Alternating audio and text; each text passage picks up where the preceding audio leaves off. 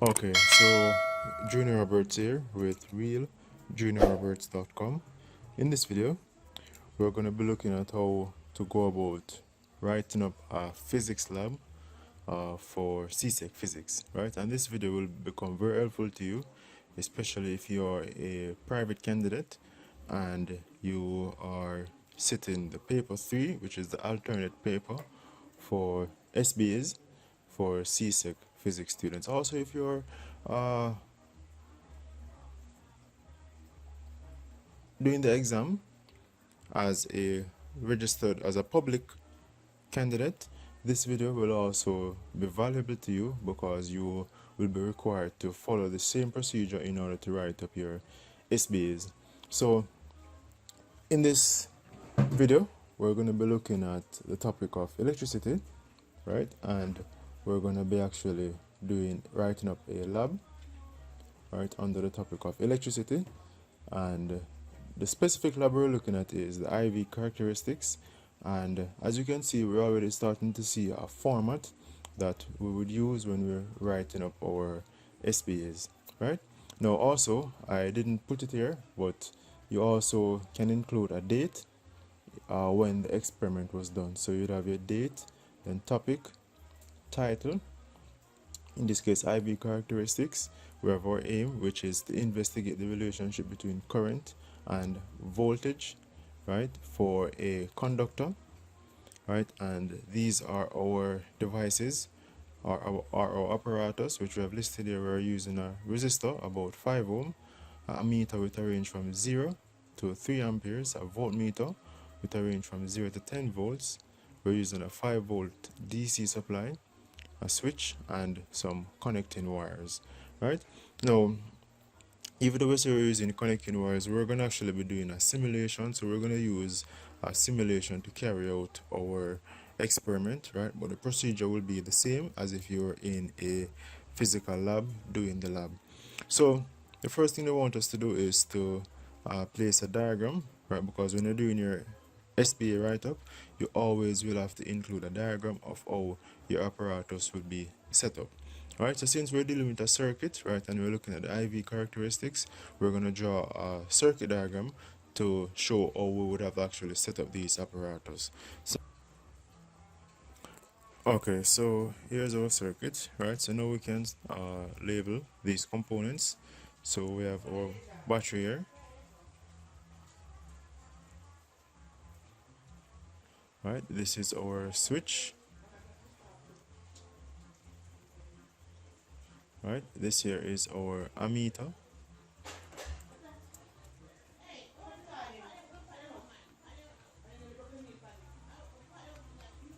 right? And this is our rheostat,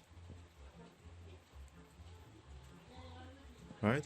Also, just remember I didn't include that in my apparatus, so I need to include rheostat here,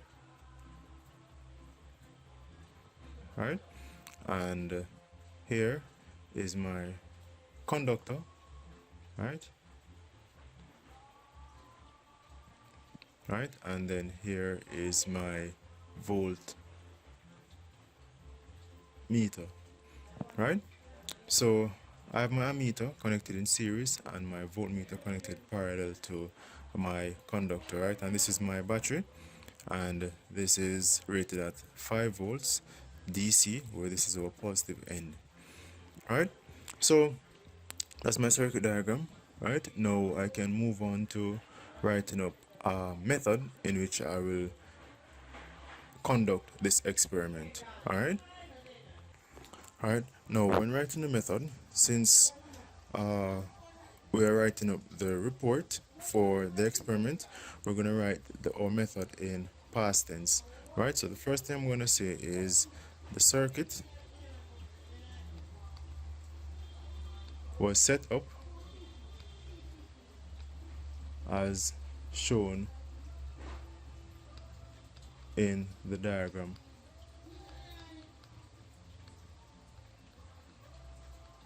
Right, so that's my step 1.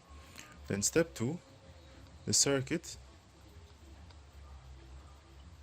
was checked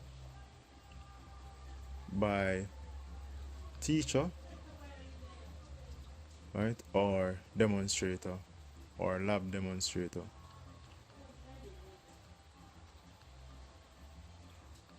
Right, and it's very important for us to have our circuits checked just in case there's any faulty connections, right, and we might risk damaging the components or even causing damage to the experimental. So after my circuit has been checked and it is verified to be okay, right, I'm going to say, all right, so after our circuit has been checked, we're going to say step 3. We're going to say the switch was closed,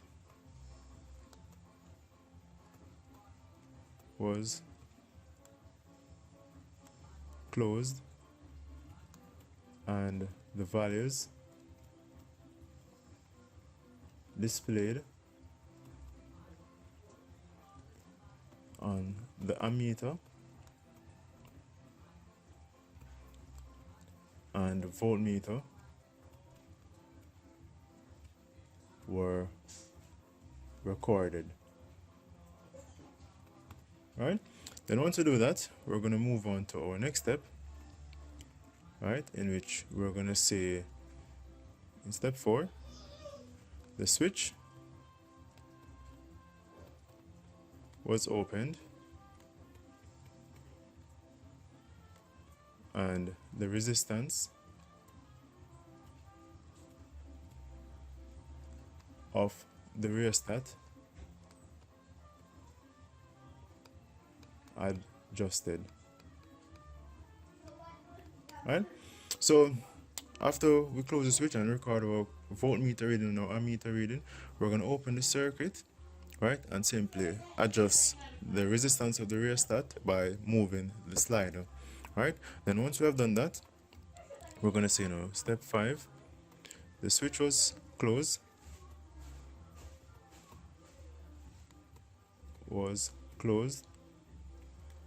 and the new values for voltage and current were recorded. Right? Then what we're going to do now is we're going to say in step 6, right, we're going to say step 6, we're going to say that steps 4 and 5 were repeated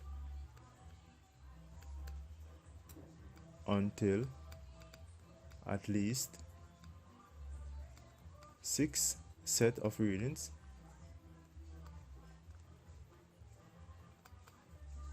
for current and voltage were obtained.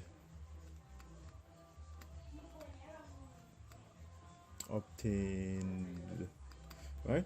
And then step 7 we can say, tabulate all data, or we could say that the result was tabulated. So the results were tabulated. Right? So that's our method, right? And we can now conduct our experiment in order for us to get our results. Right, so let's move over to the simulation window and then we're going to do our experiment.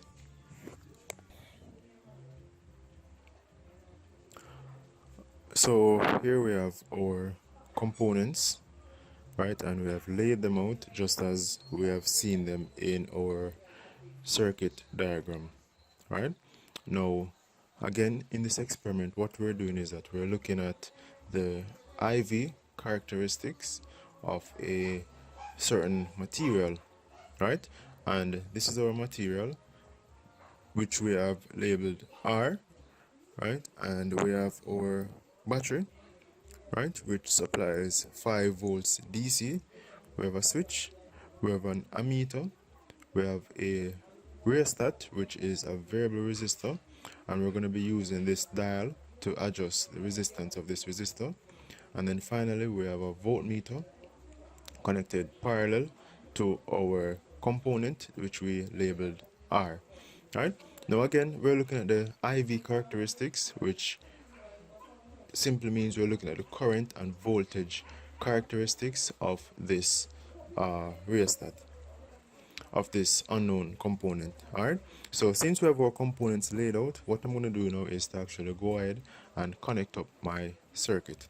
Alright, so let's do that right now.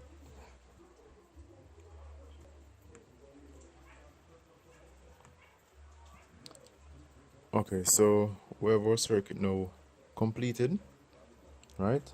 And what we're going to be doing is we're going to be using this ammeter to measure the current flowing through this component, and we're going to be using this voltmeter to measure the PD, or the voltage drop across this resistor. Alright, so now that I've connected my circuit, what I'm going to do is I'm going to just turn on my circuit just to ensure that the circuit is working fine. And notice I would have paid attention to my polarity. Right, so this side of the battery is positive and it's connected to the positive side of the ammeter, and this side is negative and it is connected to the negative side of the ammeter. So I can now close my switch just to ensure that my circuit is working, and whenever the circuit is working, I will see that there is a current flow in the circuit displayed on this ammeter. Alright, so I close my, so I activate the circuit, and I'm going to now close the switch.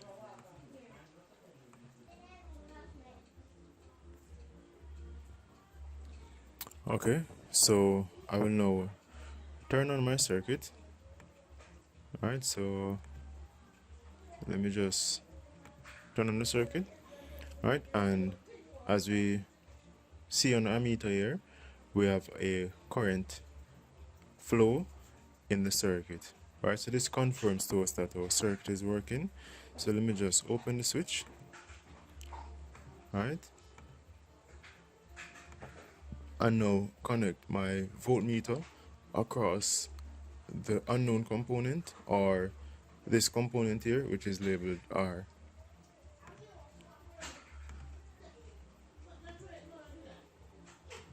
Right, and again, since the voltmeter is a polar sensitive device, I'm ensuring that the negative side, which is indicated by this right here, is connected to the negative of the battery, and the positive is connected all the way around to the positive of this battery. Alright, so now I can now go ahead and actually start to collect my data. Okay, so now I'm going to close the switch, right, and then begin to collect my data. So I close the switch, right, and I will record the current flowing in the ammeter and the voltage drop across this component here. So the current that is flowing is 0.301, right, so I'm going to record it to 2 decimal place. So 0.30, and the voltage is 1.51. Right, now what I will do, right, since I have a rheostat right here, it will have a variable, a dial, or a slider, right, that I can move to adjust the resistance. Right, so I'm going to move this slider here to adjust the resistance. Right, so now I'm seeing that a current flow of 0.34 amperes is flowing and 1.68. So I'm going to record these values.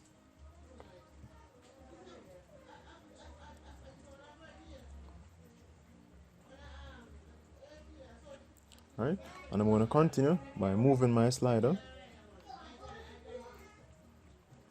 Right, and I'm going to record the current and record the voltage. So this is 0.40 and 2.00 voltage. Right, I'm going to continue.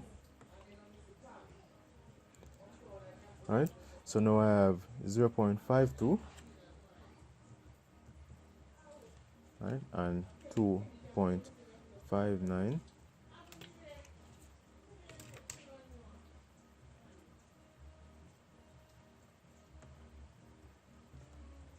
Right, so now this is 0.68 and 3.42. and then my final reading, right, will be 1.00 amperes and 5 volts. All right, so that's my data collected.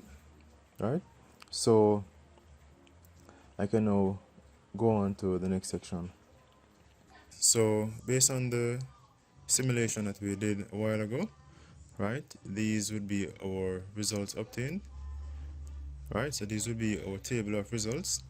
Right, so we recorded the current and the voltage for 6 set of readings. Right, now notice here that we have a blank column for resistance. Right, so since we know the current and the voltage, we can determine the resistance for these corresponding readings. So to find the resistance, we can apply Ohm's law. Right, and we know that the formula for Ohm's law says that V is equal to I times R. Right, so the voltage is equal to the current multiplied by the resistance. Right, or right, we can also write this as I is equal to V over R. Now in this case, we're interested in finding the resistance, right? So we can actually rearrange any of these formulas to find the resistance. And then when we rearrange these formulas, or when we rearrange one of these formulas, we're going to see that the resistance R is equal to the voltage divided by the current. Right, so we can use this expression here to determine the resistance. Right, so let's do that right now. Okay, so we can take our first reading, right, in which our current is 0.30 amperes and our voltage is 1.51 volts. Right, so we can say that R is equal to V over I. Right, we know that V in this case is 1.51, so we're going to have 1.51 volts divided by 0.30 amperes. Right, then we take our calculator, right, and we say 1.51 divided by 0.3, we're going to get 5.0333, and we're going to just write it to 2 decimal places. So we're going to have 5.0300, right? And then we can just simply do the calculation for the others. So we're going to have our calculator here, and we're going to divide voltage by the current. So we're going to have 1.68, right, and that's 4.94, so we have 4.94. Next one we have 2.00 divided by 0.4, and we get 5.00. Then we have 2.59, 0.52, and we get 4.98, 3.42 divided by 0.68, 5.03, and then 5 divided by 1 obviously would be 5, so we get 5.00. Right, and that's our table completed. Right, so let's see what else they want us to do. So they want us to do some data analysis. Right, so they want us to first plot a graph of current against voltage. Right, so since we're plotting current against voltage, we know that current will go on our y-axis and voltage will go on our x-axis. So let's quickly set up our graph and then plot our points.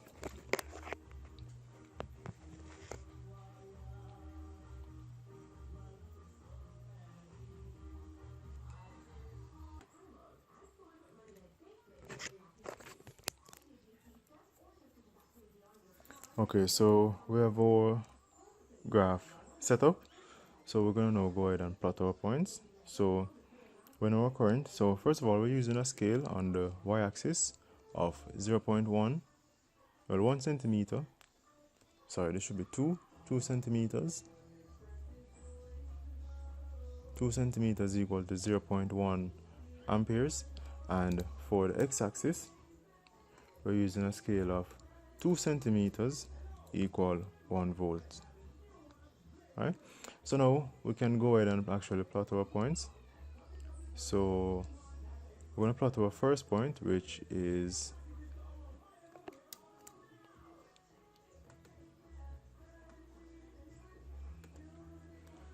we're going to plot our first point, which is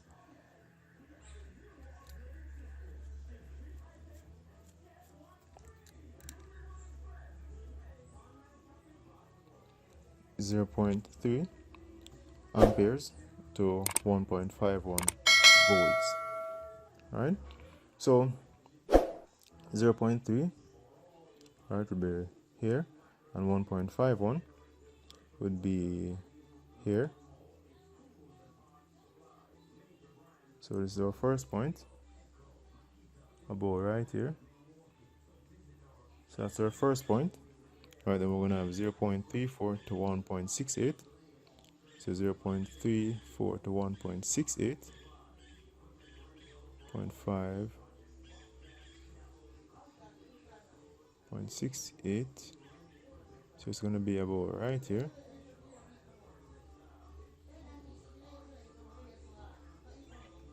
Alright, then our next point will be 0.4 to 2.0. So 0.4 to 2.0 is going to be right here. Alright, then our next point now is 0.52 to 2.59.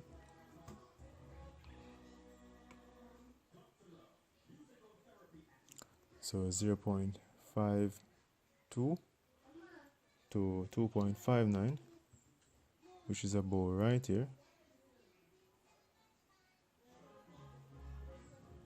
Alright, then we have 0.68 to 3.42, so 0.68 to 3.42.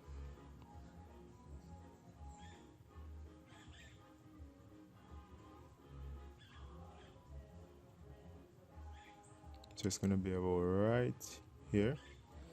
Alright, then we have 1 to 5, so it's going to be right here. Alright, so those are our points plotted. Right, so now we can draw our line of best fit.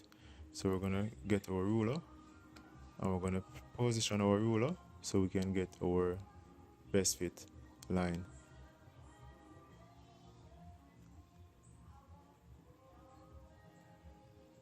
Right, so we have our points lining up quite nicely, so we get a beautiful looking best fit straight line. So let me just draw the best fit straight line.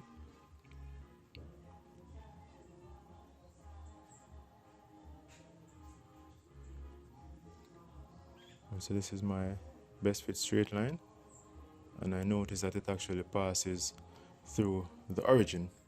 Right, so this is my best fit straight line.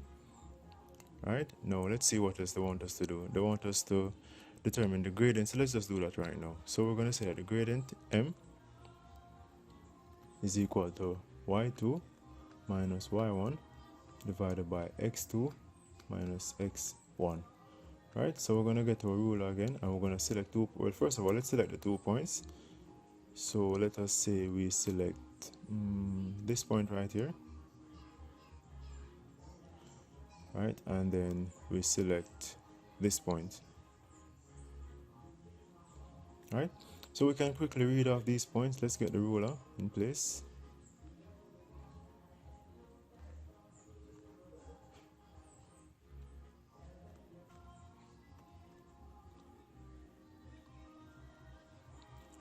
Alright, so in this case our y2 value would be 0.8 amps.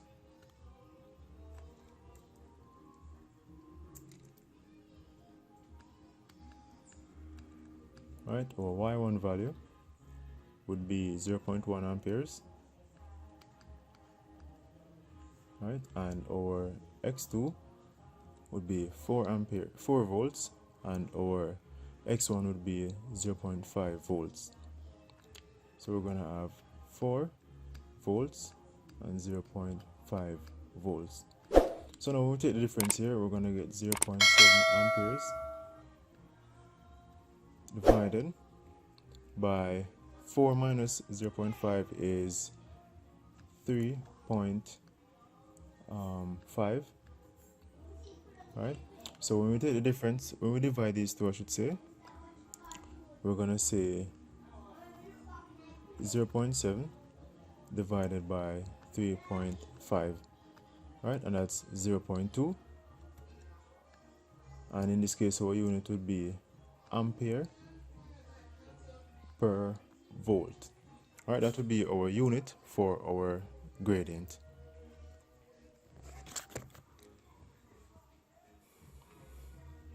No, so after we would have calculated our gradient, they say we are to use the gradient to determine the value for the resistance of the material used. Right, so we can scroll down, right, and we notice that this is what we got for our gradient, right? However, from Ohm's law, we know that I is equal to V over R, and therefore R is equal to V over I, right? Now in this case, when we found our gradient, what we did, we divided the current by the voltage. So therefore what we would have found right here is the inverse of resistance. So therefore we can say that the gradient M is equal to the inverse of resistance. So to find resistance, we can simply transpose and make R the subject, and we're going to get that R is equal to 1 over the gradient. Right, so we're going to say 1 divided by 0.2 ampere per volt, right? And then when we take our calculator and we say 1 divided by 0.2, we get 5 ohms as our resistance, right? So this would be the resistance of the material, right? Now, what else they want us to do now? They say we are to compare the average value for R from the table with the value obtained in C. So to do that, we simply need to determine the average of all of these, right? So we're going to say that R A V G would be equal to the sum of this divided by the total number, which is 1, 2, 3, 4, 5, 6. So we're going to take our calculator quickly, and we're going to say 5 plus 4.94 plus 5 plus 4.98 plus 5.03 plus 5, right? And we're going to get 29.95 divided by 6. Right, so we divide this by 6 and we get 4.99, right? So we're going to say 4.99 or approximately 5 ohm, right? So we see where the values for the resistance from the table and from the graph, you know, they are identical, right? So we can now quickly wrap up this. So they want us to list 2 precautions. So we're going to say 1, ensure the circuit was checked before starting the experiment. Right? And in step 2, we're going to say ensure the circuit is not on for more than about 5 seconds, right? Because we don't want the battery to drain too much, right? Or the components starting to heat up, right? Because those can cause instabilities in our readings, right? Now, sources of errors, right? We could say that the internal resistance,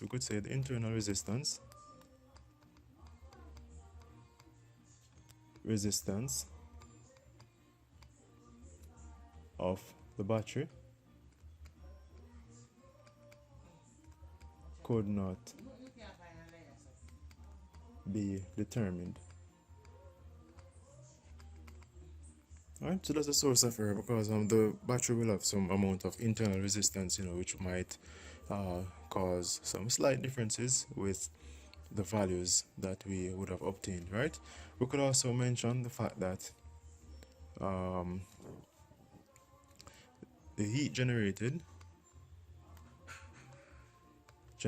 in the circuit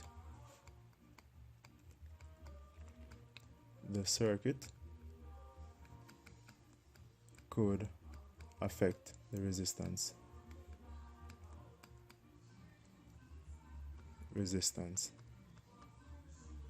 Right, and then here, right, we usually write a reflection here, just a brief statement, just to say how beneficial this experiment was and how it could be applied to the real world, a real world scenario, right? So we could just simply write a reflection here, and then we just state a conclusion. So for the reflection, we're going to say that this application